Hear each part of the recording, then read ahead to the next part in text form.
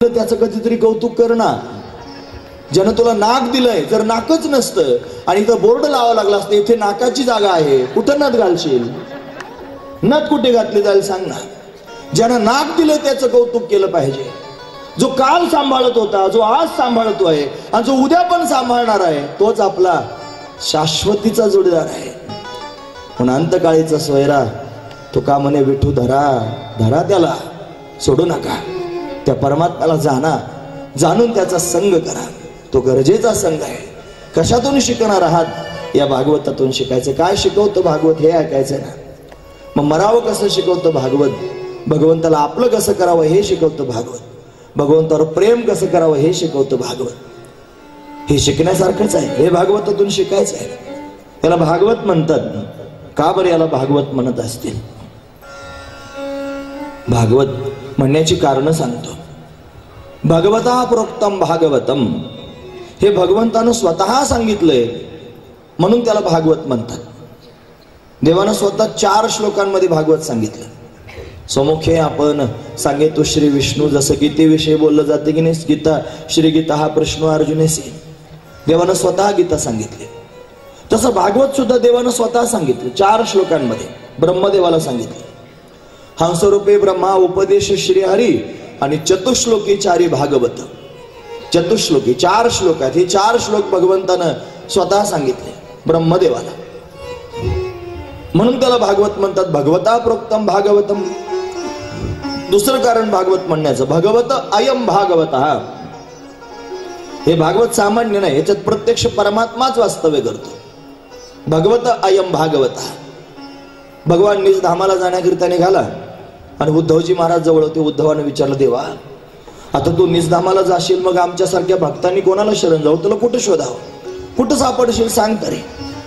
भगवान हसून म्हटले, मी जाणारच नाही, इथंच राहणार आहे. अरे कुठं राहणार आहे? तुझा पत्ता तरी सांग. मग देवानं सांगितलेला पत्ता आहे तो म्हणतो, स्वकीयम यद भवेत तेजः तच्च भगवते दधात तिरोधाय प्रविष्टोयम श्रीमद भागवतार्णवम. या भागवत रूपी समुद्रामध्ये मी माझं स्वतःचं तेज ठेवणार आहे. आणि भागवत आणि मी 2 नाही, आम्ही एकच आहोत. म्हणजे भगवान या भागवतात राहतो. भागवत में भगवान समाया, म्हणून भगवत अयम भागवत. म्हणजे भागवतच भगवान आहे प्रत्यक्ष, म्हणून याला भागवत म्हणतात. भगवानच स्वतः भागवत झालाय म्हणून याला भागवत म्हणतात. अजून तिसरं कारण सांगतो भागवत म्हणण्याचं. भागवता एषाम भागवत. ज्या कथेमध्ये भागवत भक्तांचं वर्णन करून सांगितलं जातं तिला म्हणावं भागवत कथा. या कथेमध्ये भागवत भक्तांचं वर्णन आहे. मी तुम्हाला नावं त्यांची सांगितली. व्यासदेवजी, शुकाचार्यजी, ध्रुवजी, प्रल्हादजी, विदुरजी, हे सगळे भागवत भक्त आहेत महाराज. या सगळ्यांची कथा ज्याच्यात पाहायला मिळते त्याला म्हणतात भागवत. असं असणार हे भागवत आहे. त्याला भागवत म्हणतात. भागवत 4 आहेत ना शब्द. भा म्हणजे काय? भाती सर्वेषु लोकेषु, जे सर्व लोकांना आवाल वृद्धांना भावतं म्हणून भागवत. ग गीयते नारदादिती, याचं गायन नारदासारखे श्रेष्ठ महापुरुष करतात. गीयते नारदादिती. व वर्तते सर्व शास्त्रेषु, या भागवतामध्ये सगळे शास्त्र वास्तव्य करतात. वर्तते सर्व शास्त्रेषु. आणि तत्स्मर भगवतम विदुः, त्याचं स्मरण केल्यानं भगवत स्वरूपता प्राप्त होते, ते आहे भागवत. पण फक्त भागवत म्हणतात असं नाही, याला श्रीमद भागवत असं म्हणतात. हे श्रीमद का बरं? भगवंतानं स्वतः सांगितलंय म्हणून श्रीमद शब्द लावला. श्रीमद भगवत गीता आणि श्रीमद भागवत कथा असं असणार हे भागवत आहे. हे भागवत म्हणजे भगवंताची मूर्ती आहे. याला वाङ्मयीन मूर्ती म्हणायचं. वाङ्मय नाही बरं, वाङ्मय असा स्पष्ट उच्चार करा. वाङ्मय. अर्चना मूर्ती आणि वाङ्मयीन मूर्ती. समोर जी मूर्ती ठेवलेली आहे तिचा शृंगार केला ती अर्चना मूर्ती आहे. आणि श्रीमद भागवत ही वाङ्मयीन मूर्ती आहे. ही भगवंताची मूर्तीच आहे. यातले 12 स्कंद म्हणजे भगवंताचे 12 अवयव आहेत. या भागवतामध्ये 12 स्कंद आहेत. या भागवतामध्ये 335 अध्याय आहेत. या भागवतामध्ये 18,000 श्लोक आहेत. अशी असणारी भागवताची संहिता. फार मोठा आहे हे भागवत. फार श्रेष्ठ आहे हे भागवत. पण स्वतःचं श्रेष्ठत्व, स्वतःचं मोठेपण हे भागवतानं स्वतः नाही सांगितलं. जी माणसं स्वतः मोठी असतात ना, ते स्वतःच्या तोंडानं स्वतःचा मोठेपणा सांगत नाही. नियम आहे. जे स्वतःच्या तोंडानं स्वतःचा मोठेपणा सांगतात ते वास्तवात मोठे नसतात, त्यांना मोठेपणाचा हव्यास असतो. म्हणून ते स्वतःचा मोठेपणा गातच राहतात. बडा बढाई ना करे. जो खरंच मोठा आहे तो मोठेपणा सांगत नाही. आणि त्यानं सांगू नये का बरं? त्याचा मोठेपणा दुसऱ्यानं सांगावा. दुसऱ्यानं मोठेपणा गायला तर तो मोठा, नाही तर स्वतः कोणी स्वतःला मोठा म्हणतो. बडा बढाई ना करे, बडा न बोले बोल. रहीमन हिरा कब कहे, लाख हमारा मोल. लाख किमतीचा हिरा कधी म्हणतो महाराज की मी लाख किमतीचा हिरा हिराच आहे? तो कधीच सांगत नाही. तो रत्न पारखी सांगतो हा हिरा आहे. असं भागवत फार मोठा आहे, पण स्वतः कधीच म्हणत नाही मी फार मोठा आहे. मग दुसऱ्या पुराणांनी भागवताचा महिमा सांगितला. तारावया जान केले भागवत, तारावया जन केले भागवत, तारावया जन केले भागवत, तारावया जन केले भागवत.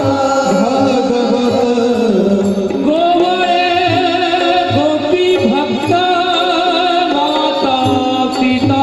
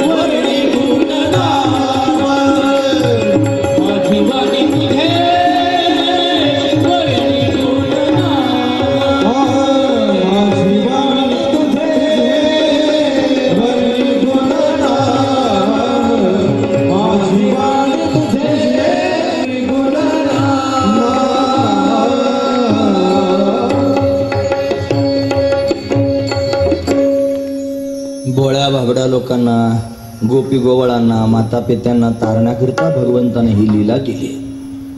आणि या लीलेचं नाव भागवत असं पडलं. भागवत ही भगवंताची लीला आहे. हे भवसागरातून तारणार आहे. तारू भवसागरीचे ऊच नीचे अधिकारी. पण ही भगवंताची कथा ही तारून नेणार आहे. फार श्रेष्ठ आहे, फार अप्रतिम आहे. पण ती स्वतः कधीच म्हणत नाही मी एवढी अप्रतिम आहे, मी फार श्रेष्ठ आहे. मग दुसऱ्यांनी तिचं वर्णन करून सांगितलं.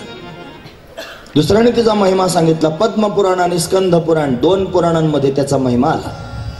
श्रीमद भागवत कथेच्या सुरुवातीला पद्मपुराणानं सांगितलेला भागवताचा महिमा आणि भागवताच्या शेवटी स्कंद पुराणानं सांगितलेला भागवताचा महिमा. दोन प्रकारचा महिमा आहे. आता शेवटचा महिमा कधी पाहायला वेळच मिळत नाही. काय करावं? 7-8 दिवसाची कथा असते, त्याच्यात सांगावं काय काय हा महत्वाचा मुद्दा आहे. बरं, फक्त त्यांनी गोष्टी सांगून कथा सांगून पुढे जाणं हे आमच्या प्रकृतीत बसत नाही. आम्हाला हे असं त्यांनी घासून घासून घासून सारखं करावं लागतं. नाही केलं तर करमत नाही. उगीच काहीतरी गोष्टी सांगितल्यासारख्या होतात. मग गोष्टी सांगण्याकरिता नाही हो कथा, त्यातला भाव ऐकण्याकरिता कथा आहे. मी तुम्हाला प्रश्न विचारू का? मला तुम्ही खरं सांगा, तुम्हाला गोष्टी ऐकायच्या आहेत का त्यातला भाव ऐकायचा आहे? भाव ऐकायचा आहे ना. मग भावही सांगितलं जाईल. मग कथा जरी त्यांनी तुम्हाला थोड्या कमी स्वरूपात ऐकायला मिळाल्या, पण भाव ऐका. तो भाव फार गरजेचा आहे महाराज. याला फक्त कथा म्हणू नका, याला भावकथा म्हणा. भावकथा हा प्रवाह त्यांनी भावकथेचा प्रवाह आहे. आणि तो त्यांनी भगवंताच्या भगवतीच्या कृपेने, ती मुक्ताई समर्थ आहे, ती त्यांनी माझ्या मुखातून वदवून घेते. ती जसं वदवते तसंच मी बोलतोय. तिनं माझ्या मुखातून जे वदवून घ्यावं तेच मी बोलावं असं तिला सांगून आलो की तू माझ्याकडून वदवून घे. मग तीच असं वदवून घेते, त्याला मी काय करू? म्हणजे भावकथा अशीच कथा ऐका. म्हणून भागवत फार मोठा आहे, स्वतःचा मोठेपणा सांगत नाही. भागवताच्या अंगात अजिबात फुगीरपणा नाही. फार सालस आहे, स्थिर आहे, उंच आसनावर बसलेलं आहे भागवत. आणि अनेक पुराणं त्याची सेवा करतायत. महापुराण आहे भागवत, बाकीची पुराण आहेत. पुराणाची 5 लक्षणं असतात आणि महापुराणाची 10 असतात. भागवताची 10 लक्षणं आहेत. अत्र सर्ग विसर्गस्य स्थानं पोषण उतया मन्वंतरी ईशानुकथा निरोधो मुक्तिराश्रय 10 लक्षणं आहेत. दशलक्षणात्मक भागवत आहे म्हणून महापुराण आहे, उंच आसनावर आहे आणि बाकीचे त्याची स्तुती करतात.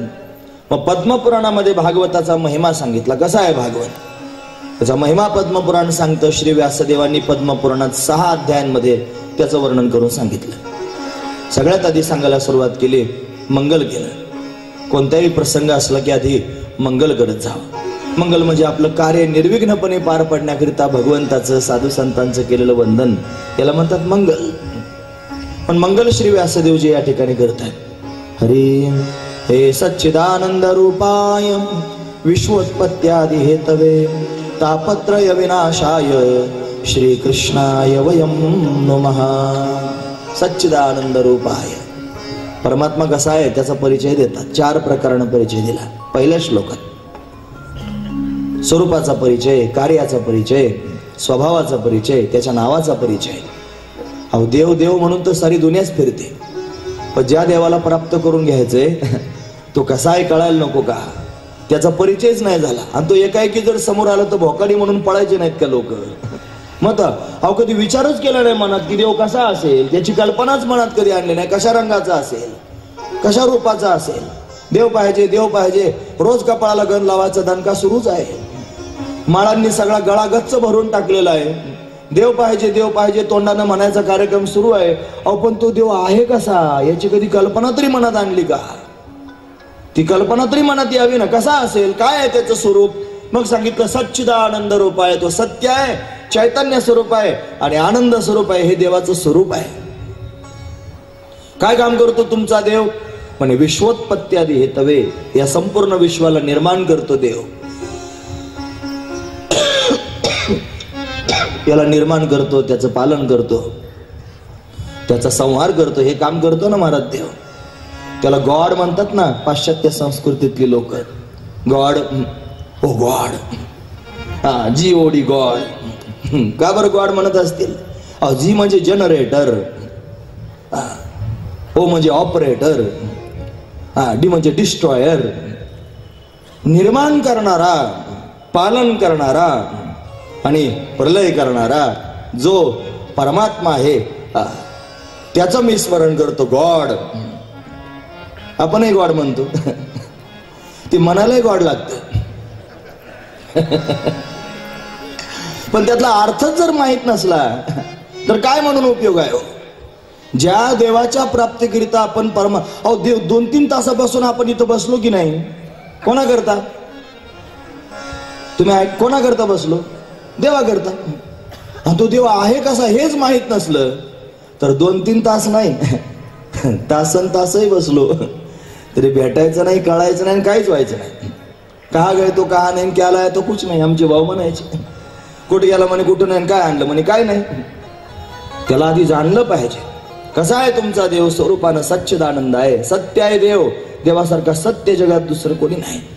देव सत्य आहे, देव चैतन्य स्वरूप आहे, देव आनंद स्वरूप आहे, सच्चिदानंद रूप आहे. काय काम करतो तुमचा देव? कुठे कामाला आहे म्हणे विश्व निर्माण करतो. विश्वोत्पत्त्यादि हेतवे. तुमच्या देवाचा स्वभाव कसा आहे ते तरी सांगा. म्हणले अरे त्याला पाहिल्याबरोबर 3 तापांचा नाश होतो. तापत्रय विनाश आहे. आध्यात्मिक ताप, आदिभौतिक ताप, आदिदैविक ताप. म्हणजे शारीरिक व्यथा, आध्यात्मिक ताप. भौतिक पदार्थांपासून होणारा उपद्रव, आदिभौतिक ताप. देवतांपासून होणारा त्रास, आदिदैविक ताप. या 3 तापांचा नाश करतो पाहिल्याबरोबर. असा त्याचा स्वभाव आहे. मागील परिहार पुढे नाही शीन, झाल्या दर्शनी एक वेळा. अनंत जन्मीचे विसरलो दुःख, पाहता तुझे मुख पांडुरंगा. असा आहे देव आमचा. असं सांगता आलं पाहिजे. तुम्ही ऐकतात ना सर्वजण. तुम्हाला जर कोणी इथून बाहेर गेल्यावर विचारलं फार देवदेव करतं, कसा आहे तुमचा देव, छातीला हात लावून सांगता आलं पाहिजे आमचा देव सच्चिदानंद स्वरूप आहे. काय करतो तुमचा देव? अरे जग देवानंच निर्माण केलंय. काही लोक म्हणतात प्राकृतिक आहे. आमच्या परिसरात एक मोठे महात्मे होऊन गेले. नाना महाराज, वैकुंठवासी नाना महाराज वनकोटेकर. तुम्हाला जर माहित असतील कोणाला तर ते फार सुंदर दृष्टांत सांगायचे. एका वकिलाचा दृष्टांत सांगायचे. नास्तिक होता वकील. आता सगळेच नास्तिक असतात असं डोक्यात आणू नका. नास्तिक होता, त्याला मुलगा यज्ञ होता, मुलगा आस्तिक होता. आणि तो वकील म्हणायचे हे सगळं जगत त्याने निर्माण झालं, गोष्ट खरी आहे, पण हे सगळं काल्पनिक आहे, मग हे सगळं प्राकृतिक आहे म्हटलं.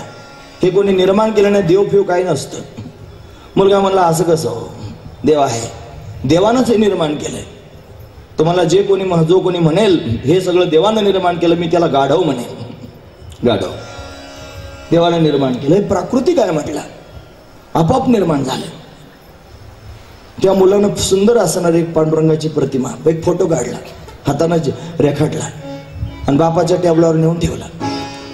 बापानं पाहिलं, त्याला फार सुंदर वाटलं. मला काय सुंदर गोड चित्र काढले. नाही कोणी काढलं? मुलगा म्हणला हे प्राकृतिक आहे, हे आपोआप तयार झालंय. तुम्हाला आपोआप कसं तयार होईल? हे तयार झाले आपोआप कसं होईल? हो म्हणे आपोआपच तयार झालेलं आहे, कोणी तयार केलं नाही, आपोआप. तो म्हणला तयारच केलं. मुलगा म्हणला जो म्हणेल हे मी तयार केलंय, मी त्याला गाढवाचा बाप. गंमत आहे. अर्थ आहे का त्यातला? मुलानं समजून सांगितलं, बाबा अहो साधं पांडुरंगाचं एक चित्र काढलं मी. एक चित्र काढायचं म्हटलं तरी कोणीतरी काढावं लागतं. तर हे संपूर्ण विश्व तुमच्या डोळ्यासमोर पाहायला मिळतंय. एक चित्र, साधं चित्र काढावं लागतं तेव्हा निर्माण होतं. हे विश्व असं कसं निर्माण होईल? कोणी निर्माण केल्याशिवाय? आहे ना कोणी निर्माण करणारा. या विश्वाला निर्माण करणारा आहे तो आहे परमात्मा. म्हणून विश्वोत्पत्त्यादी हेतवे, जयापासून सकळ महिमंडळ हे झाले, तो एक पंढरीचा राणा नये अनुमाना श्रुतीशे. जिने हे विश्व निर्मिले, महर्षी ब्रह्मा संस्थापिले, 21 स्वर्गात ते धरले सत्ता मात्रे आपुल्या. म्हणून परमात्मा विश्वाला निर्माण करणार आहे. विश्वोत्पत्त्यादी हेतवे, विश्व निर्माण करतो. त्याला पाहिलं रे पाहिलं की सगळ्या पाप तापांचा नाश होतो. त्याचा स्वभावच आहे तापत्रय विनाशाय. काय नाव आहे त्याचं? श्रीकृष्णाय वयम नुमः. त्याचं नाव आहे कृष्ण. फक्त कृष्ण म्हटले नाही, श्रीकृष्ण म्हटले. श्री म्हणजे त्याची शक्ती, भगवती राधा राणी. तिच्या सहित कृष्ण परमात्म्याचं वंदन. श्रीकृष्णाय वयम नुमः. आपण सर्वजण श्रीकृष्ण परमात्म्याला नमन करूया. महाराज वर्णन करून सांगतात, अहम म्हणजे मी, आवाम म्हणजे आपण दोघे, आणि वयम म्हणजे आपण सर्व. श्रीकृष्णाय वयम नुमः. सर्वजण आपण असा श्रीकृष्ण परमात्म्याला वंदन करूया. म्हणून श्रीकृष्ण परमात्म्याची वंदना व्यासदेवांनी केली. यानंतर शुकाचार्यांचं वर्णन केलं. यम प्रव्रजंतमनुपेतम अपेत कृत्यम द्वैपायनो विरह कातर आजुहाव पुत्रेति तन्मयतया तरोभिनेदु तम सर्वभूत हृदय मुनी मानतोस्मी. शुकाचार्यांचं वर्णन त्यांनी झालं आणि मूळ प्रसंग सांगू लागले. सांगतात नैमिष्य नावाचं अरण्य आहे.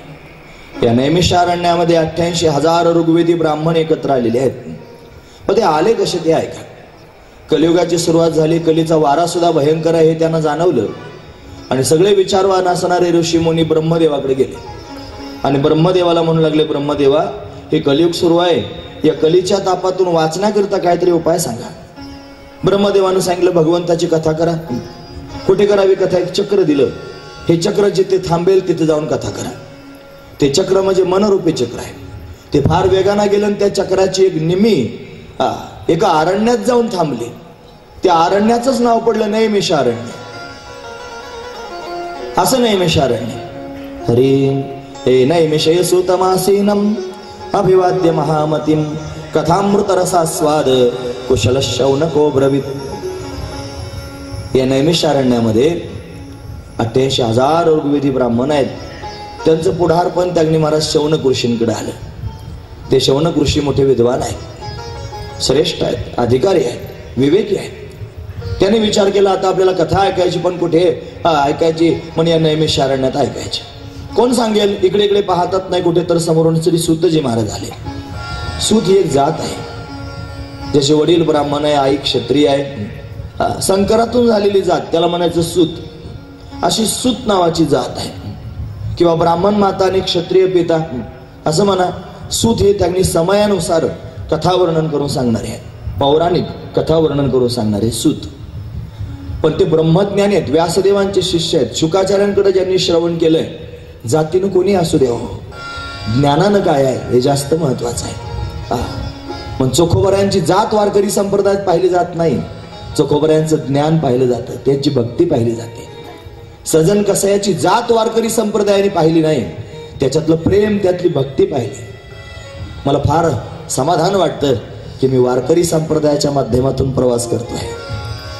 माझा श्रेष्ठ असणारा उत्तुंग त्यांनी मोठ्या शिखरावर त्यांनी अशा पद्धतीने शोभणारा हा संप्रदाय, जो त्यांनी समत्वाचा संदेश सर्वांच्या समोर देतोय. या रे लहान थोर, या ती भलते नारी नर, करावा विचार न लगे चिंता कवनाची. तुम्ही जर वारकरी झालात तर जातीपातीचा वाद तुमच्या पोटातून संपूनच जाईल महाराज. त्याच्याकरिता ओरिजिनल वारकरी होण्याची गरज आहे. असो, सुतजींची जात पाहिली नाही, सुतजींचं त्यांनी ज्ञान पाहिलं, साष्टांग प्रणिपात केला, प्रश्न विचारायला सुरुवात केली. महाराज, हे कलियुग आहे, या कलियुगाच्या तापानं सर्वजण तापलेले आहेत, तुम्ही फार श्रेष्ठ आहात. शौनक ऋषी त्यांनी म्हणतायत. हरी शौनक उवाच, हे या ज्ञान ध्वंत विध्वंस कोटी सूर्य समप्रभ, सुताख्या हे कथा सारम मम कर्ण रसायनम. हे सुतजी महाराज, तुम्ही माझ्या कानांना रसायन असणारी भगवंताची कथा सांगा. कृष्ण प्राप्ती कर शाश्वत साधनम तद्वदाधुना. श्रीकृष्ण परमात्म्याची प्राप्ती होईल असं काहीतरी साधन कृपा करून तुम्ही आम्हाला सांगा. असं ऐकल्यावर सुतांना फार आनंद झाला.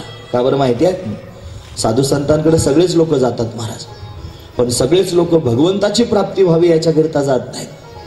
कोण कशाकरिता, सगळे लोक 99% लोक त्यांनी फक्त दुखणं गाण्याकरिताच जातात प्रपंचाचं. आणि त्यांना भिवून त्यांनी साधू संत जंगलात जाऊन बसतात. ते म्हणतात आता दिसो नाही जना ऐसे करी नारायण. बरं, जरी एवढ्या लांब गेले तरी लोक तिथं जातात. मग त्यांना स्पष्टपणे खडसावून सांगतात, प्रपंचाचे विषयी नका वदो मज पाशी. जर बोलायचं असेल तर प्रपंचाविषयी बोलायचं नाही, देवाचंच बोलायचं, कारण बोलण्याची नाही आता देवाविन काही, असं आम्ही ठरवलेलं आहे, असं सांगूनच टाकतात महाराज. मग सुतांना आनंद झाला. का बरं माहिती आहे, अरे सगळेच लोक विचारपूस करायला येतात, पण हे वेगळं विचारतात. कृष्ण प्राप्ती कर शाश्वत साधनम तद्वदाधुना. कृष्ण प्राप्ती कशी होईल सांगा. फार आनंद झाला.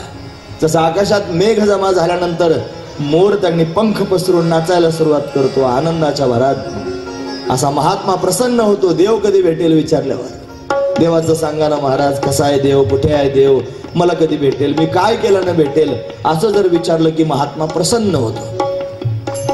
म्हणून चुकूनही महात्म्याच्या समोर गेल्यानंतर संसाराविषयी बोलत जाऊ नये. ते तुमची किंमत करतील.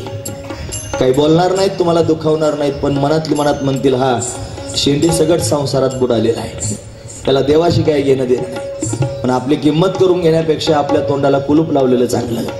आणि बोलायचंच असेल आणि जर विचारायचंच असेल तर भगवंताविषयी विचारावं, भगवंताविषयी विचारावं. फार समाधान त्यांना वाटतं. सुतजी आनंदी झाले. ते म्हणले, वा, फार सुंदर प्रश्न विचारला. अत्र ते कीर्तयिष्यामि. ऐका, मी तुम्हाला सांगतो म्हणे, भक्तयुक्तम कथानकम शुकेन मम प्रोक्त. शुकाचार्यांनी मला उत्तम असणारा शिष्य समजून जे सांगितले ते मी तुम्हाला सांगतो. काय सांगता म्हटले, असं आहे, या काळरूपी सर्पाच्या मुखाचा ग्रास झालेले जे त्यांनी जीव आहेत, त्या जीवांना त्या त्रासातून मुक्त होण्याकरिता या कलियुगामध्ये पोपटानं सांगितलेली कथा सांगतो. काल व्याल मुखग्रास त्रास निर्नाश हेतवे श्रीमद भागवतम शास्त्रम कलो किरेन भाषितम. कीर शब्दाचा अर्थ तो पोपट. शुकाचार्य पोपटाच्याच रूपात, तिथे पोपट ठेवलेला तुम्हाला दिसतो की नाही दुरून, हे शुकाचार्य आहे. ते त्या रूपात राहतात कायमस्वरूपी. म्हणून या कलियुगातल्या लोकांना त्रासातून मुक्त होण्याकरिता शुकाचार्यांनी सांगितलेली कथा सांगतो. ही कथा सर्वांना भेटत नाही, सर्व ती ऐकू शकत नाहीत. मग कोण ऐकू शकतं म्हणे, तस्माद अपरम किंचित मन शुद्धेन विद्यते जन्मांतरे भवेत पुण्य तदा भागवतम लभेत. सहजासहजी मिळत नाही. मन शुद्ध करणारी ही कथा आहे, पण भेटेल केव्हा, जन्मांतरे भवेत पुण्य, जन्म जन्मांतरीचं पुण्य उदयाला यावं लागेल, तेव्हा श्रीमद भागवत कथा प्राप्त होईल. असं सांगितलं की आपल्याकडे लावून घ्यायचं. कुठे कुठे आपल्या अंगावर ओढून घ्यायचं, मी सारखं सांगत राहील तुम्हाला. हे आपल्या अंगावर ओढून घ्या तुम्ही नारायण गावकर. माझं म्हणणं ऐका. तुम्ही म्हणा स्वतःच्या मनामध्ये की आपलं जन्म जन्मांतरीचं पुण्य उदयाला आलं आणि म्हणून ही कथा आपल्याला प्राप्त झाली. मी नाही सांगत, बरं आधी श्लोक सांगितले. एतस्माद अपरम किंचित मन शुद्धेन विद्यते जन्मांतरे भवेत पुण्य तदा भागवतम लभेत. जन्म जन्मांतरीची पुण्य हे उदयाला यावी लागेल तेव्हा भागवत प्राप्त होईल, असं प्राप्त होणार नाही.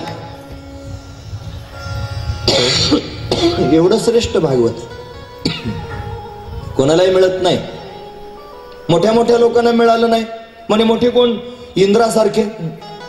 कसं काय मिळालं नाही म्हणतात? एकदा उदाहरण सांगितलं. एकदा काय झालं, राजा परीक्षितीवर मरण संकट आलं. राजा त्याने जंगलात जाऊन बसला. शुकाचार्यांची त्याला भेट झाली. शुकाचार्य महाराज राजाला श्रीमद भागवत कथा सांगू लागले. राजाचा उद्धार 7 दिवसात होणार इंद्राला कळालं. इंद्र म्हटलं मी जातोच आता. अमृताचा कलश घेऊन त्याने आला. परीक्षिते कथा वक्तुम सभायाम संस्थिते शुके सुधा कुंभ गृहीत्वैव देवास्तत्र समागमन. देवता तिथे आल्या. इंद्र समोर उभा राहिला आणि शुकाचार्यांना म्हणू लागला, महाराज तुम्ही राजा परीक्षितीला कथा सांगणार आहात, असं करा हे अमृत तुम्ही राजा परीक्षितीला द्या आणि ते कथामृत तुम्ही आम्हाला द्या, आदला बदली करा.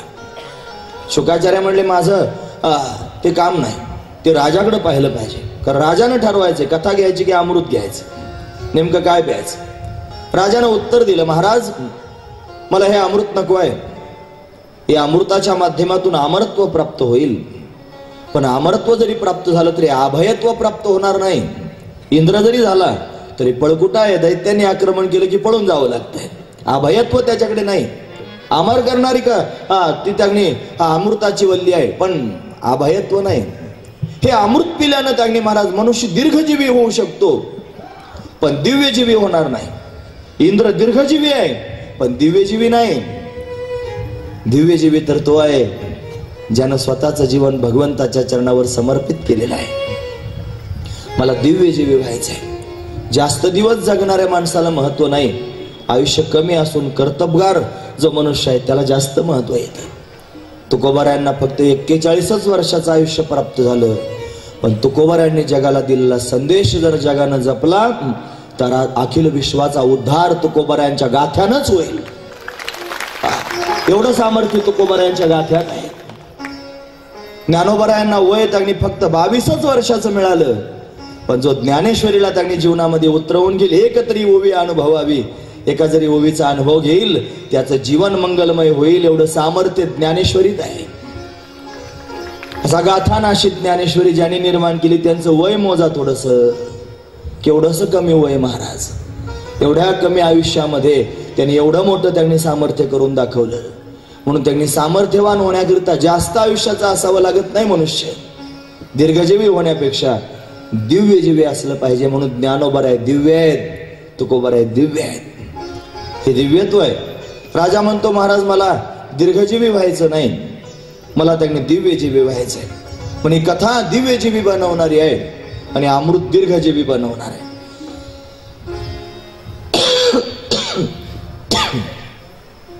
कथेच्या श्रवणानं माणसाला मरण टाळता येत नाही, पण कथेच्या श्रवणानं माणसाला मरणाची भीती टाळता येते. मरण तर कोणालाच चुकत नाही. 9 भी मर गए, 10 भी मर गए सहस्र 88. ब्रह्मा विष्णू शंकर मर गए, पड गए काल के फाशी. सारे मेले. येथे नाही उरो आले अवतार, येरते पामर जीव गेले. मरावा लागणारच आहे सगळ्याला. उपजेते नासे नासिले पुनरपे दिसे, हे घटिका यंत्र जैसे परिभ्रमेगा. मरण अटळ आहे, मरावं लागणार आहे, पण या कथेच्या श्रवणानं मरणाची भीती घालवता येईल, अभयत्व प्राप्त करून देणारी ही कथा आहे. मला कथाच ऐकायची. राजानं उत्तर दिलं आणि इंद्राला परत पाठवलं. महाराज इंद्रा जा, तुझं ते अमृत घेऊन जा, तुला कथा देणार नाही. कथा इंद्राला सुद्धा प्राप्त झाली नाही. का? अभक्तांस्ताश्य विज्ञाय न ददौस कथामृतम.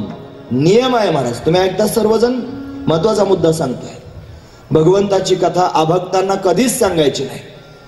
ज्यांच्या मनामध्ये भाव नाही, श्रद्धा नाही, विश्वास नाही, प्रेम नाही भगवंताविषयी, त्यांच्या समोर भगवंताची कथा सांगायची नाही. सांगणाऱ्याला पाप लागेल. खंत सांगतो, मला जे वाईट वाटतंय ते सांगतो. आज भगवंताची ही कथा, हरिकथा स्मशानात सांगितली जाते, नदीवर, दहाव्यात सांगितली जाते, श्राद्धात सांगितली जाते. अरे ते दहाव्याला आणि श्राद्धाला आलेले लोक काय भाविक आहेत होय रे? त्यांच्या पोटात काही प्रेम आहे, भगवंताविषयीची आस्था आहे, ते उग नातेसंबंध म्हणून आले आहे. आणि त्यांच्या समोर आपण भगवंताची कथा सांगतो नदीवर. खंत वाटते मनाला. माझं लिहून घ्या मी काय म्हणतोय ते. वाईट आहे महाराज ही गोष्ट. ही कथा अशी कोणाच्याही समोर मांडायची नाही. ज्यांना समजतच नाही महाराज, ज्यांना काही त्याच्याविषयी श्रद्धा नाही, विश्वास नाही, प्रेम नाही, त्यांना चुकून सुद्धा सांगू नका. काही गरज नाही. अभक्तांश विज्ञाय न ददावस कथामृतम, स्पष्ट शब्दात इथे लिहिलेलं आहे. पुढचा मुद्दा सांगितला. श्रीमद भागवती वार्ता सुरानाम अपि दुर्लभा.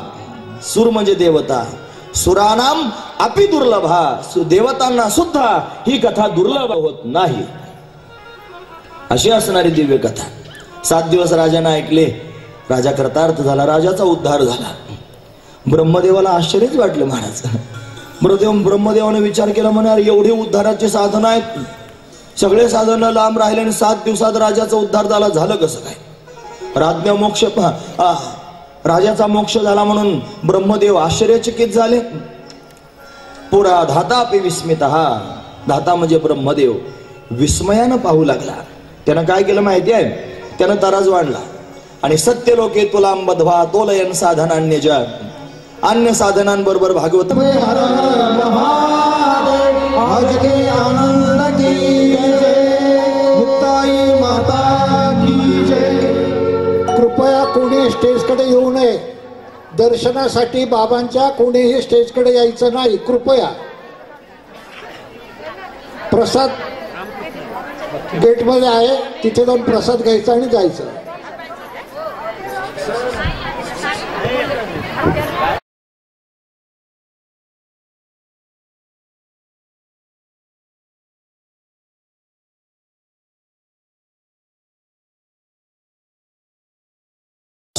की गाफील आहे, डोळ्यावर पट्टी आहे, एक दिवशी मरायचंय.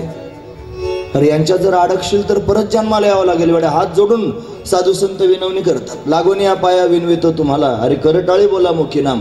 तो ऐकत नाही. त्याचा शहाजूकपणाच लावून धरतो. सोडत नाही मारत त्या संसाराला. पण ऐका माझं म्हणणं, त्यानं नाही सोडला म्हणजे सुटणार नाही का? त्यानं नाही या प्रपंचाचा छंद सोडला म्हणजे प्रपंच सुटणार नाही का? प्रपंच सोडायला फार जास्त लागत नाही महाराज. एक गुचकी फार झाली खलास. 2-3 तासात तर जाळून येतात त्याला. एका गुचकीत कार्यक्रम.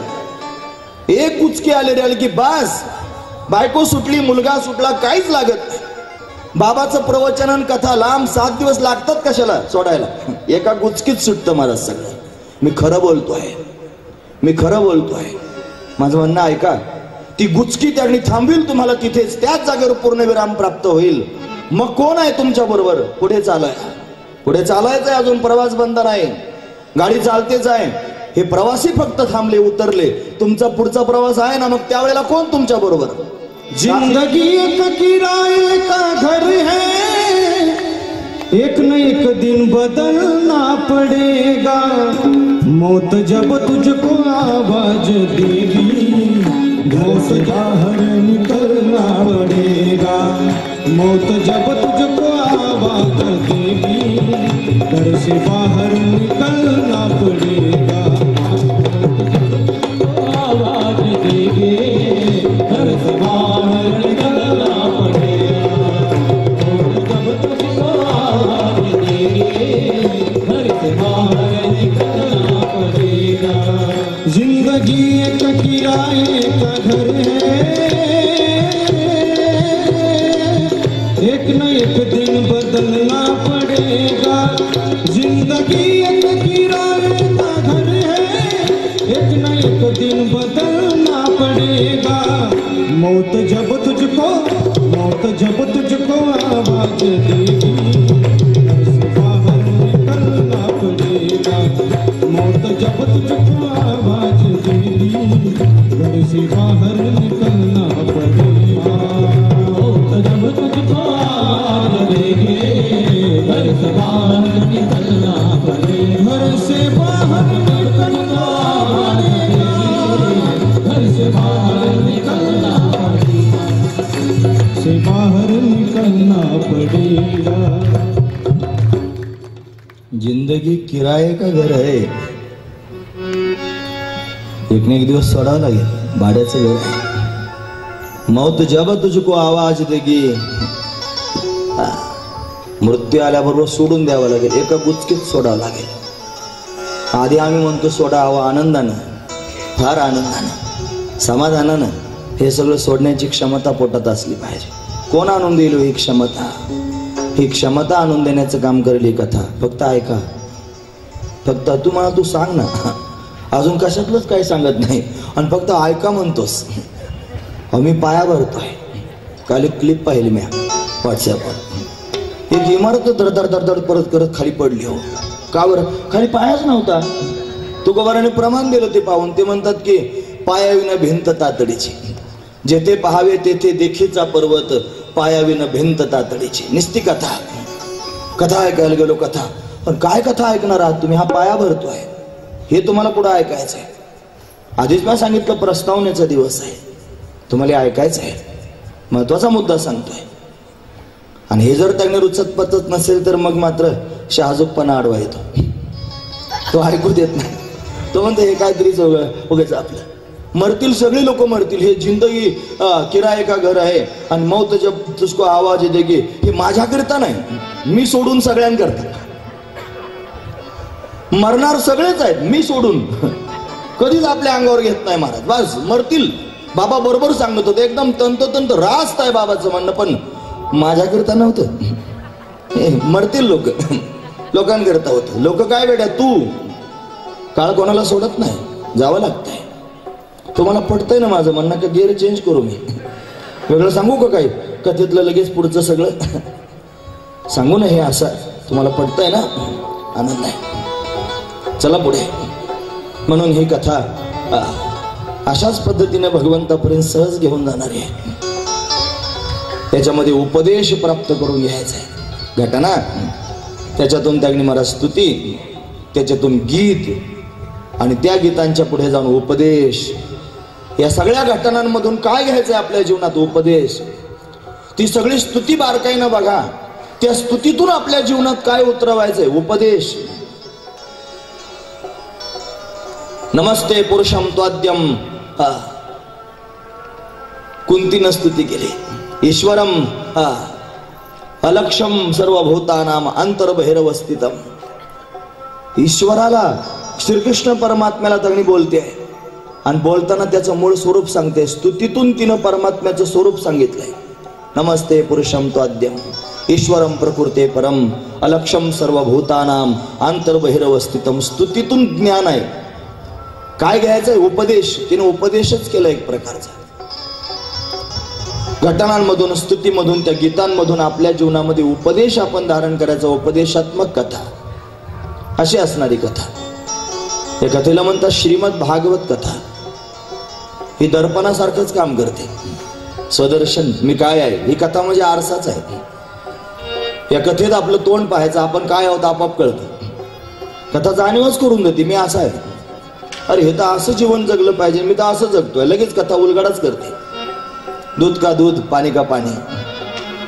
स्वदर्शन अशी असणारी कथा. काय शिकवते कथा? कथा शिकवते मरावं कसं. किती लोकांना मरायचं नाही हे सांगा बरं. माझा प्रश्न कळाला ना? नाही तर त्यालाही लोक हात वर करतात. मरायचं सगळ्यांनाच आहे, पण कोणी ठरवलंय का कसं मरायचंय? मरण कसं असावं काय कोणी ठरवित नाही. लोक सगळे प्लॅन करतात, फक्त मरण्याचं नाही. आता ह्या शब्दांना आत्महत्येकडे नेऊ नका, नाही तर तो पण प्लॅनच आहे. तसला नाही म्हणत नाही. एक दिवशी मरायचंच आहे आपल्याला, पण ते मरताना आपली काय स्थिती असावी, आपण कोणत्या अवस्थेत असावं, आपल्या मनाची काय स्थिती असावी, कसं मरावं. आनंदानं डोळे झाकता यावेत, सुखानं समाधानानं डोळे झाकता यावेत. कोणत्याही क्षणी शिकलं पाहिजे. शिकण्याची गोष्ट आहे. कोण शिकवेल? काय शिकवते कथा? मरावं कसं शिकवते कथा. आपल्या धर्मशास्त्रामध्ये दोन प्रसिद्ध ग्रंथ आहेत. एक आहे श्रीमद भगवत गीता आणि दुसरे श्रीमद भागवत कथा. लोकांना हे समजत नाही. भागवताला गीता, गीतेला भागवत. दोन ग्रंथ दोन गोष्टी शिकवतात. श्रीमद भगवत गीता जगावं कसं हे शिकवते आणि श्रीमद भागवत कथा मरावं कसं हे शिकवते. आणि दोन्ही गोष्टी आपल्याशी निगडीत आहेत. कारण जोपर्यंत आपल्याला आयुष्य आहे तोपर्यंत आपल्याला जगायचंय, अपरिहार्य आहे, गरजेचं आहे, जगावंच लागणार आहे. आणि आयुष्य संपल्यानंतर आपल्याला मरायचंय, ते पण अपरिहार्य आहे, मरावंच लागणार आहे. जगणंही आपल्याला महत्वाचंच आहे आणि मरावं पण आपल्याला लागणारच आहे. मग दोन्ही गोष्टी शिकल्या पाहिजेत. जगावं कसं शिकायचं असेल तर गीता बघा, आणि मरावं कसं शिकायचं असेल तर भागवत बघा. मग गीता भागवत करीती श्रवण, अखंड चिंतन विठोबाचे. तुकोबारांनी दोनच ग्रंथांची नावं घेतली, गीता भागवत करीती श्रवण, अखंड चिंतन विठोबाचे. पण भागवत हे मरावं कसं शिकवणार आहे. कधीतरी मुद्द्यावर या आणि स्वतः करता विचार करा, स्वतःचा विचार करा, नाहीतर पोरके व्हाल एक दिवशी. माझं म्हणणं आहे का, गाडी निघून जायची आहे, बरोबरचे सगळे उतरून गेले, एकट्याला राहावं लागेल ना, पोरकं व्हावं लागेल ना. त्या पोरकेपणाचा अनुभव जर यावाच असं वाटत नसेल तर मग काय केलं पाहिजे माहिती आहे, एक जोडीदार शोधला पाहिजे की जो कायमस्वरूपी आपल्या बरोबर राहील. आणि तो कायमस्वरूपी आपल्या बरोबर राहणारा जोडीदार जर कोण असेल तर परमात्मा आहे महाराज. तो कालही आपल्या बरोबर होता, तो आजही आपल्या बरोबर आहे आणि तो उद्या पण आपल्या बरोबर राहणारच आहे. आपण विसरलो महाराज त्याला, त्याचे उपकार विसरलो. माझा आणि माझ्या देवाचा स्वभाव सारखाच आहे, विसराळू. तो पण विसरतो, मी पण विसरतो. मग तो काय विसरतो, तो माझ्या चुका, माझे अपराध सगळं विसरून जातो, तरी परत परत मला जवळ करतो. मी पण फार विसराळू आहे. मी काय विसरतो, त्यानं केलेले उपकार, त्यानं मला दिलेलं प्रेम, हे सगळं मी विसरून जातो. का तर माझी बायको मला चांगलं म्हणते, छान छान बोलू लागले की मी देव विसरून जातो. मला वाटतं बस हेच माझे आहे. माझा मुलगा माझ्याशी चांगलं बोलतो, माझे सगळे नातेसंबंधी माझ्यावर प्रेमाने बोलायला लागले की मला वाटतं बस हेच चांगले आहेत. वेड्या, अरे हे तर चांगले आहेतच, पण ज्यानं तुला जन्मोजन्मी सांभाळलं त्याला कसं विसरतोस. नाकातली नथ नवऱ्यानं करून आणली, कबीर महाराजांचं प्रमाण आहे त्याला. सगळ्या जगाला बाई सांगत जाते ना, नथ आणली, नथ आणली. अरे नथ आणली याचं कौतुक तू सांग, काहीच हरकत नाही आमची, पण ज्यानं नाक दिलं त्याचं कधीतरी कौतुक कर ना. ज्यानं तुला नाक दिलंय, जर नाकच नसतं आणि इथं बोर्ड लावावं लागला असतं इथे नाकाची जागा आहे, कुठं नथ घालशील, नथ कुठे घातली जाईल सांग ना. ज्यानं नाक दिलं त्याचं कौतुक केलं पाहिजे.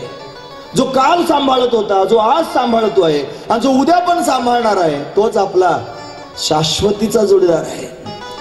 पण अंतकाळीचा सोयरा तो का म्हणे, विठू धरा धरा, त्याला सोडू नका. त्या परमात्म्याला जाणून त्याचा संग करा. तो गरजेचा संघ आहे. कशातून शिकणार आहात, या भागवतातून शिकायचं. काय शिकवतं भागवत हे ऐकायचं ना.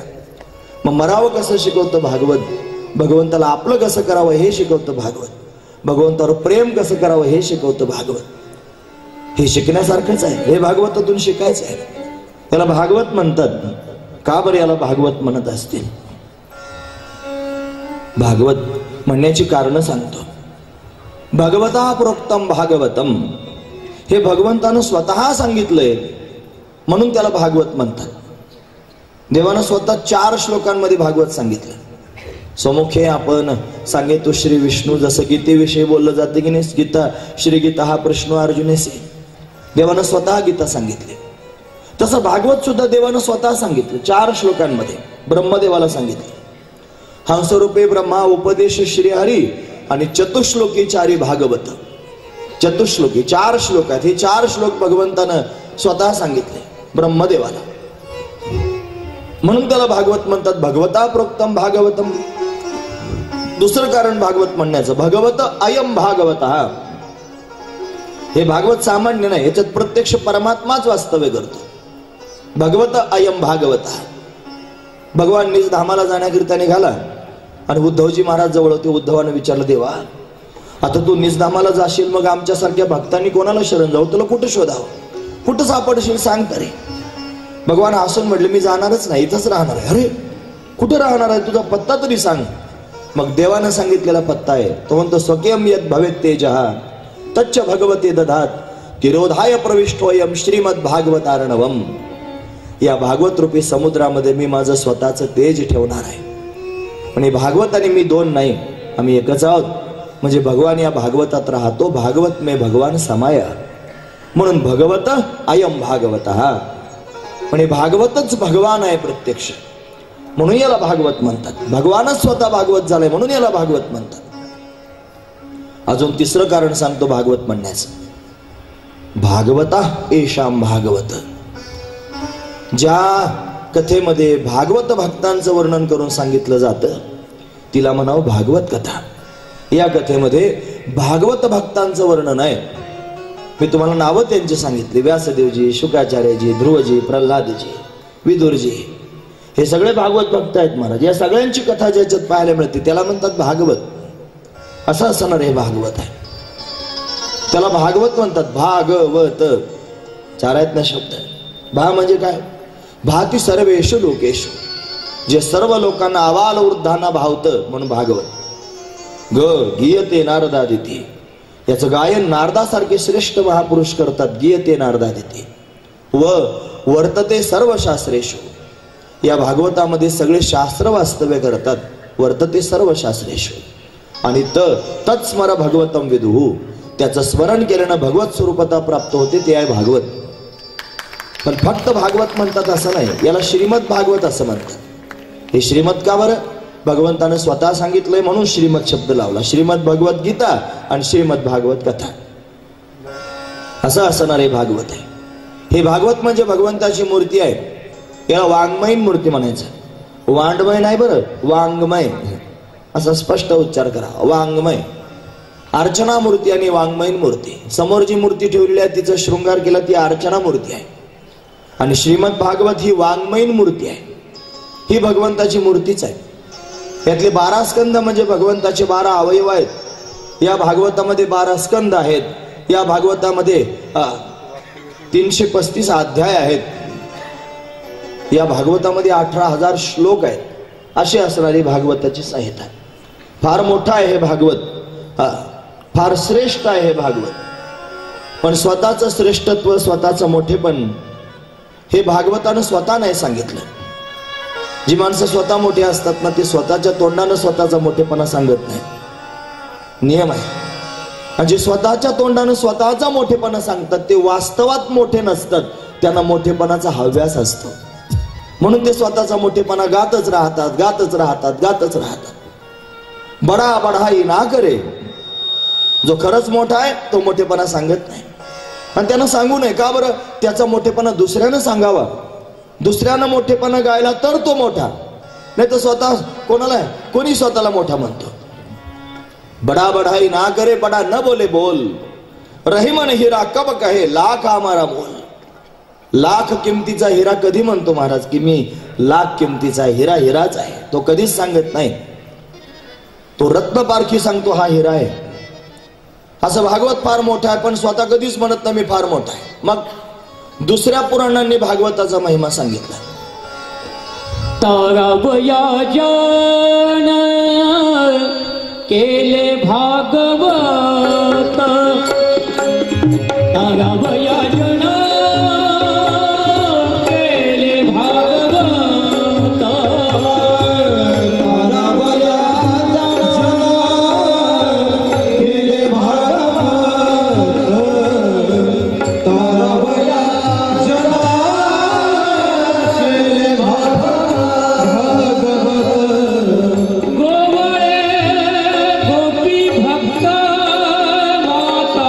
पिता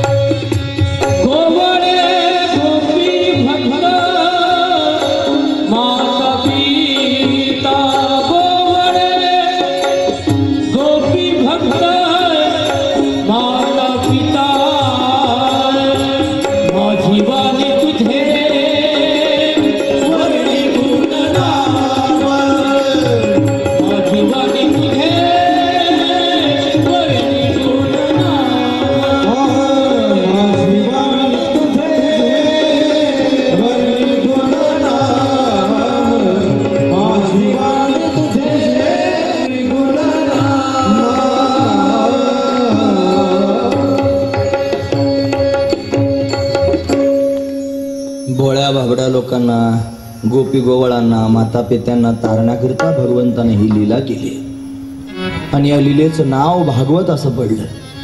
भागवत ही भगवंताची लीला आहे. हे भवसागरातून तारणार आहे. तारू भवसागरीचे ऊच नीचे अधिकारी. पण ही भगवंताची कथा ही तारून नेणारी आहे, फार श्रेष्ठ आहे, फार अप्रतिम आहे. पण ती स्वतः कधीच म्हणत नाही मी एवढी अप्रतिम आहे, मी फार श्रेष्ठ आहे. मग दुसऱ्यांनी तिचं वर्णन करून सांगितलं, दुसऱ्याने तिचा महिमा सांगितला. पद्मपुराण आणि स्कंद पुराण 2 पुराणांमध्ये त्याचा महिमा आला. श्रीमद भागवत कथेच्या सुरुवातीला पद्मपुराणानं सांगितलेला भागवताचा महिमा आणि भागवताच्या शेवटी स्कंद पुराणानं सांगितलेला भागवताचा महिमा, 2 प्रकारचा महिमा आहे. आता शेवटचा महिमा कधी पाहायला वेळच मिळत नाही, काय करावं. 7-8 दिवसाची कथा असते, त्याच्यात सांगावं काय काय हा महत्वाचा मुद्दा आहे. बरं, फक्त त्यांनी गोष्टी सांगून कथा सांगून पुढे जाणं हे आमच्या प्रकृतीत बसत नाही. आम्हाला हे असं त्यांनी घासून घासून घासून सारखं करावं लागतं. नाही केलं तर करमत नाही. उगीच काहीतरी गोष्टी सांगितल्यासारख्या होतात. मग गोष्टी सांगण्याकरिता नाही हो कथा, त्यातला भाव ऐकण्याकरिता कथा आहे. मी तुम्हाला प्रश्न विचारू का? मला तुम्ही खरं सांगा, तुम्हाला गोष्टी ऐकायच्यात का त्यातला भाव ऐकायचा आहे? भाव ऐकायचा आहे ना, मग भावही सांगितलं जाईल. मग कथा जरी त्यांनी तुम्हाला थोड्या कमी स्वरूपात ऐकायला मिळाल्या, पण भाव ऐका. तो भाव फार गरजेचा आहे महाराज. याला फक्त कथा म्हणू नका, याला भावकथा म्हणा. भावकथा हा प्रवाह त्यांनी भावकथेचा प्रवाह आहे आणि तो त्यांनी भगवंताच्या भगवतीच्या कृपेने, ती मुक्ताई समर्थ आहे, ती त्यांनी माझ्या मुखातून वधवून घेते. ती जसं वधवते तसंच मी बोलतोय. तिनं माझ्या मुखातून जे वधवून घ्यावं तेच मी बोलावं असं तिला सांगून आलो की तू माझ्याकडून वधवून घे. मग तीच असं वधून घेते, त्याला मी काय करू. म्हणजे भावकथा अशीच कथा ऐका. म्हणून भागवत फार मोठा आहे, स्वतःचा मोठेपणा सांगत नाही. भागवताच्या अंगात अजिबात फुगीरपणा नाही. फार सालस आहे, स्थिर आहे, उंच आसनावर बसलेलं आहे भागवत. आणि अनेक पुराणं त्याची सेवा करतायत. महापुराण आहे भागवत, बाकीची पुराण आहेत. पुराणाची 5 लक्षणं असतात आणि महापुराणाची 10 असतात. भागवताची 10 लक्षणं आहेत. अत्र सर्ग विसर्गस्य स्थानं पोषण उतया मन्वंतरी ईशानुकथा निरोधो मुक्तिराश्रया, 10 लक्षण आहे. दशलक्षणात्मक भागवत आहे म्हणून महापुराण आहे, उंच आसनावर आहे. आणि बाकीचे त्याची स्तुती करतात. मग पद्मपुराणामध्ये भागवताचा महिमा सांगितला. कसा आहे भागवत, त्याचा महिमा पद्मपुराण सांगतं. श्री व्यासदेवांनी पद्मपुराणात 6 अध्यायांमध्ये त्याचं वर्णन करून सांगितलं.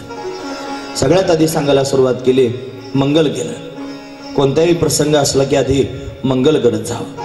मंगल म्हणजे आपलं कार्य निर्विघ्नपणे पार पडण्याकरिता भगवंताचं साधू संतांचं केलेलं वंदन, त्याला म्हणतात मंगल. पण मंगल श्री व्यासदेवजी या ठिकाणी करतात. हरी हे सच्चिदानंद रूपाय विश्वोत्पत्त्यादि हेतवे तापत्रय विनाशाय श्री कृष्णाय वयं नमः. सच्चिदानंद रूपाय, परमात्मा कसा आहे त्याचा परिचय देतात. 4 प्रकारानं परिचय दिला. पहिल्या श्लोकात स्वरूपाचा परिचय, कार्याचा परिचय, स्वभावाचा परिचय, त्याच्या नावाचा परिचय. अहो देव देव म्हणून तर सारी दुनियाच फिरते, पण ज्या देवाला प्राप्त करून घ्यायचंय तो कसा आहे कळायला नको का? त्याचा परिचयच नाही झाला आणि तो एकाएकी जर समोर आला तर भोकाडी म्हणून पळायचे नाहीत का लोक? मग अहो कधी विचारच केला नाही मनात की देव कसा असेल, त्याची कल्पनाच मनात कधी आणली नाही. कशा रंगाचा असेल, कशा रूपाचा असेल. देव पाहिजे, देव पाहिजे, रोज कपाळाला गंध लावायचा दणका सुरूच आहे. माळांनी सगळा गळा गच्च भरून टाकलेला आहे. देव पाहिजे, देव पाहिजे तोंडानं म्हणायचा कार्यक्रम सुरू आहे. अहो पण तो देव आहे कसा याची कधी कल्पना तरी मनात आणली का? ती कल्पना तरी मनात यावी ना. कसा असेल, काय आहे त्याचं स्वरूप? मग सांगितलं सच्चिदानंद रूप आहे, तो सत्य आहे, चैतन्य स्वरूप आहे आणि आनंद स्वरूप आहे. हे देवाचं स्वरूप आहे. काय काम करतो तुमचा देव? म्हणे विश्वोत्पत्त्यादि हेतवे, या संपूर्ण विश्वाला निर्माण करतो देव. याला निर्माण करतो, त्याचं पालन करतो, त्याचा संहार करतो. हे काम करतो ना महाराज देव. त्याला गॉड म्हणतात ना पाश्चात्य संस्कृतीतली लोक. गॉड, ओ गॉड, GOD गॉड. का बरं गॉड म्हणत असतील? जी म्हणजे जनरेटर, ओ म्हणजे ऑपरेटर, डी म्हणजे डिस्ट्रॉयर. निर्माण करणारा, पालन करणारा आणि प्रलय करणारा जो परमात्मा आहे त्याचं मी स्मरण करतो. गॉड, आपणही गॉड म्हणतो, ती मनालाही गॉड लागतं. पण त्यातला अर्थच जर माहित नसला तर काय म्हणून उपयोग आहे? ज्या देवाच्या प्राप्तीकरिता आपण देव 2-3 तासापासून आपण इथं बसलो की नाही, कोणा करता? तुम्ही कोणा करता बसलो? देवा करता. तो देव आहे कसा हेच माहित नसलं तर 2-3 तास नाही, तासन तासही बसलो तरी भेटायचं नाही, कळायचं नाही, काहीच व्हायचं नाही. कहा गए तो कहा नाही, क्या लाया तो कुछ नाही. आमचे भाऊ म्हणायचे, कुठे गेला म्हणे, कुठून नाही, काय आणलं म्हणे, काय नाही. त्याला आधी जाणलं पाहिजे. कसा आहे तुमचा देव? स्वरूपानं सच्चिदानंद आहे, सत्य आहे देव. देवासारखा सत्य जगात दुसरं कोणी नाही. देव सत्य आहे, देव चैतन्य स्वरूप आहे, देव आनंद स्वरूप आहे, सच्चिदानंद रूप आहे. काय काम करतो तुमचा देव? कुठे कामाला आहे म्हणे? विश्व निर्माण करतो. विश्वोत्पत्त्यादी हेतवे. तुमच्या देवाचा स्वभाव कसा आहे ते तरी सांगा. म्हणले, अरे त्याला पाहिल्याबरोबर 3 तापांचा नाश होतो. तापत्रय विनाश आहे. आध्यात्मिक ताप, आदिभौतिक ताप, आदिदैविक ताप. म्हणजे शारीरिक व्यथा, आध्यात्मिक ताप. भौतिक पदार्थांपासून होणारा उपद्रव, आदिभौतिक ताप.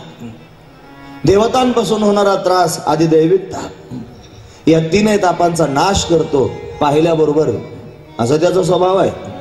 मागील परिहार पुढे नाहीशीन, झाल्या दर्शनी एक वेळा. अनंत जन्मीचे विसरलो दुःख, पाहता तुझे मुख पांडुरंगा. असा आहे देव आमचा, असं सांगता आलं पाहिजे. तुम्ही ऐकतात ना सर्वजण? तुम्हाला जर कोणी इथून बाहेर गेल्यावर विचारलं, फार देवदेव करतं, कसा आहे तुमचा देव? छातीला हात लावून सांगता आलं पाहिजे, आमचा देव सच्चिदानंद स्वरूप आहे. काय करतो तुमचा देव? अरे हे जग देवानंच निर्माण केलंय. काही लोक म्हणतात प्राकृतिक आहे. आमच्या परिसरात एक मोठे महात्मे होऊन गेले, नाना महाराज, वैकुंठवासी नाना महाराज वनकोटेकर. तुम्हाला जर माहित असतील कोणाला तर ते फार सुंदर दृष्टांत सांगायचे.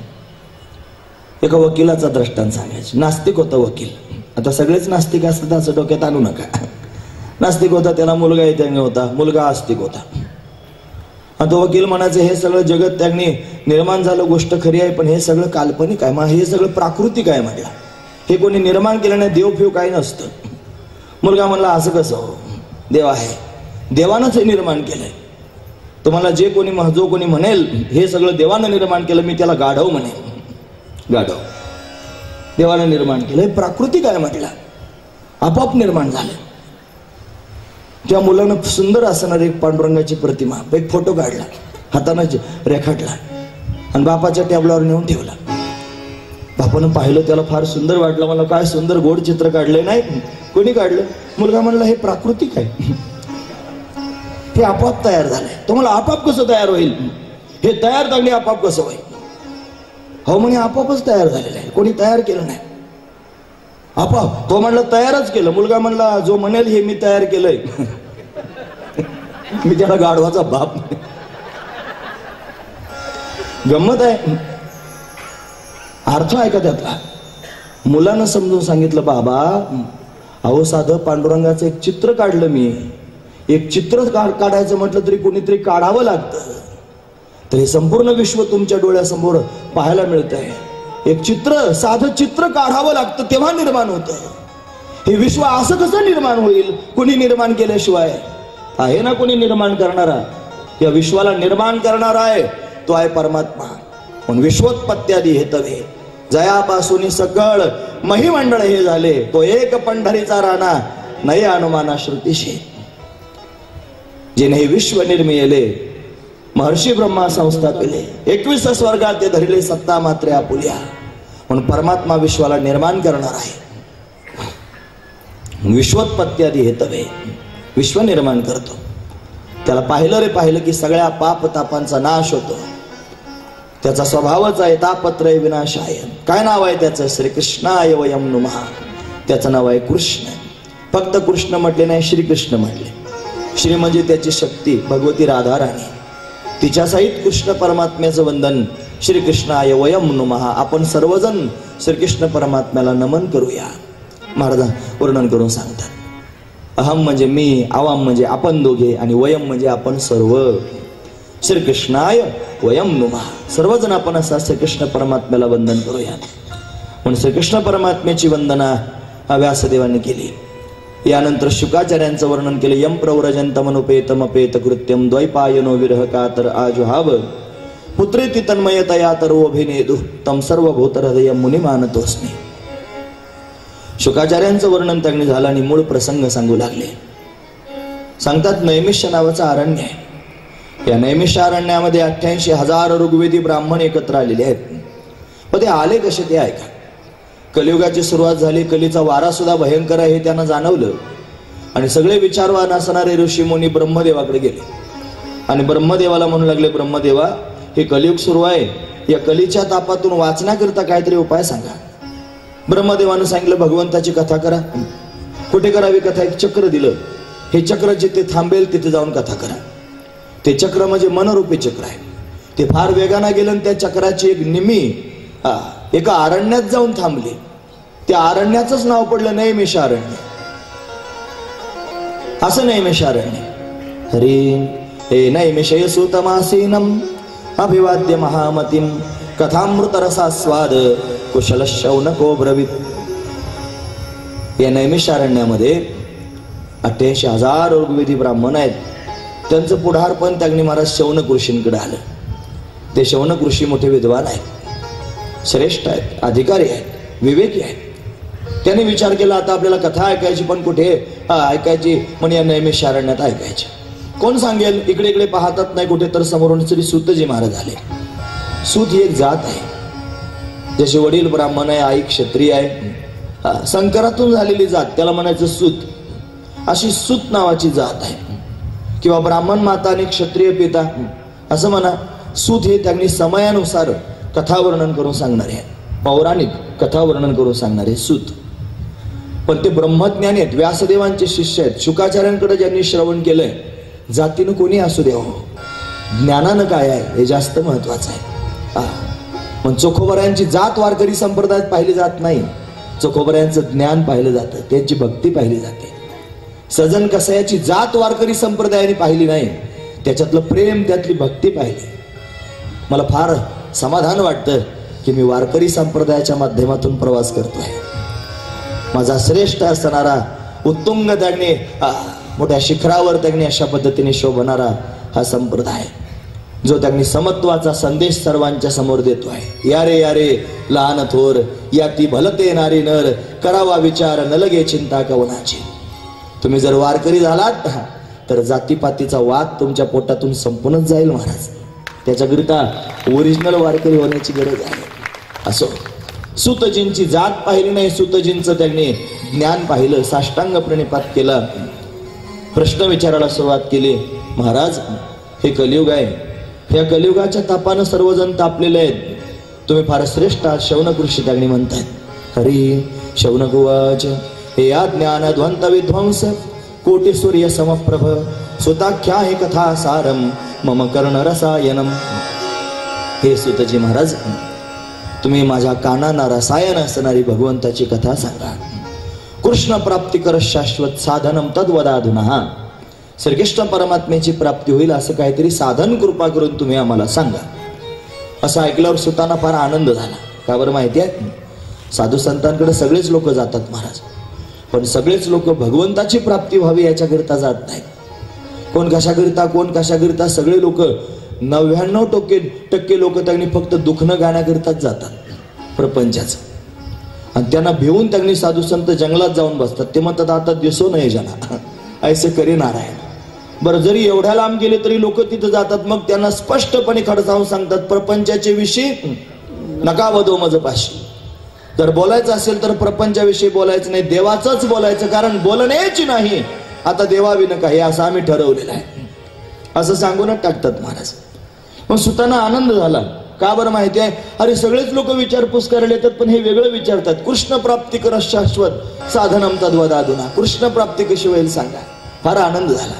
जसं आकाशात मेघ जमा झाल्यानंतर मोर त्यांनी पंख पसरून नाचायला सुरुवात करतो आनंदाच्या भरात, असा महात्मा प्रसन्न होतो. देव कधी भेटेल विचारल्यावर. देवाचं सांगा ना महाराज, कसा आहे देव, कुठे आहे देव, मला कधी भेटेल, मी काय केलं ना भेटेल, असं जर विचारलं की महात्मा प्रसन्न होतो. म्हणून चुकूनही महात्म्याच्या समोर गेल्यानंतर संसाराविषयी बोलत जाऊ नये. ते तुमची किंमत करतील. काही बोलणार नाहीत, तुम्हाला दुखावणार नाहीत, पण मनातली मनात म्हणतील हा शेंडी सगट संसारात बुडालेला आहे, त्याला देवाशी काय घेणं देणं नाही. पण आपली किंमत करून घेण्यापेक्षा आपल्या तोंडाला कुलूप लावलेलं चांगलं. आणि बोलायचंच असेल आणि जर विचारायचंच असेल तर भगवंताविषयी विचारावं, भगवंताविषयी विचारावं. फार समाधान त्यांना वाटतं. स्वतःचे आनंदी झाले. ते म्हणले वा, फार सुंदर प्रश्न विचारला. अत्र ते कीर्तयिष्यामि. ऐका, मी तुम्हाला सांगतो म्हणे, भक्तियुक्तम कथानकम शुकेन मम प्रोक्त. शुकाचार्यांनी मला उत्तम असणारा शिष्य समजून जे सांगितले ते मी तुम्हाला सांगतो. काय सांगता? म्हटले असं आहे, या काळरूपी सर्पाच्या मुखाचा ग्रास झालेले जे त्यांनी जीव आहेत, त्या जीवांना त्या त्रासातून मुक्त होण्याकरिता या कलियुगामध्ये पोपटानं सांगितलेली कथा सांगतो. काल व्याल मुख ग्रास त्रास निर्नाश हेतवे श्रीमद भागवतम शास्त्रम कलो किरेन भाषितम. कीर शब्दाचा अर्थ तो पोपट. शुकाचार्य पोपटाच्याच रूपात आहे. तिथे पोपट ठेवलेला तुम्हाला दिसतो की नाही दुरून? हे शुकाचार्य आहेत. ते त्या रूपात राहतात कायमस्वरूपी. म्हणून या कलियुगातल्या लोकांना त्रासातून मुक्त होण्याकरिता शुकाचार्यांनी सांगितलेली कथा सांगतो. ही कथा सर्वांना भेटत नाही, सर्व ते ऐकू शकत नाहीत. मग कोण ऐकू शकतं? पण तस्माद अपरम किंचित मन शुद्धेन विद्यते जन्मांतरे भवेत पुण्य तदा भागवतम लभेत. सहजासहजी मिळत नाही. मन शुद्ध करणारी ही कथा आहे. पण भेटेल केव्हा? जन्मांतरे भवेत पुण्य. जन्म जन्मांतरीचं पुण्य उदयाला यावं लागेल, तेव्हा श्रीमद भागवत कथा प्राप्त होईल. असं सांगितलं की आपल्याकडे लावून घ्यायचं. कुठं कुठं आपल्या अंगावर ओढून घ्यायचं. मी सारखं सांगत राहील तुम्हाला, हे आपल्या अंगावर ओढून घ्या तुम्ही. नारायण गावकर, माझं म्हणणं ऐका. तुम्ही म्हणा स्वतःच्या मनामध्ये की आपलं जन्म जन्मांतरीचं पुण्य उदयाला आलं आणि म्हणून ही कथा आपल्याला प्राप्त झाली. मी नाही सांगत, बरं आधी श्लोक सांगितला. एतस्माद अपरम किंचित मन शुद्धेन विद्यते जन्मांतरे भवेत पुण्य तदा भागवतम लभेत. जन्म जन्मांतरीची पुण्य.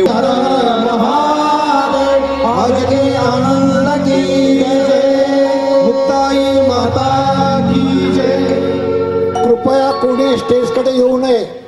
दर्शनासाठी बाबांच्या कोणीही स्टेजकडे यायचं नाही. कृपया.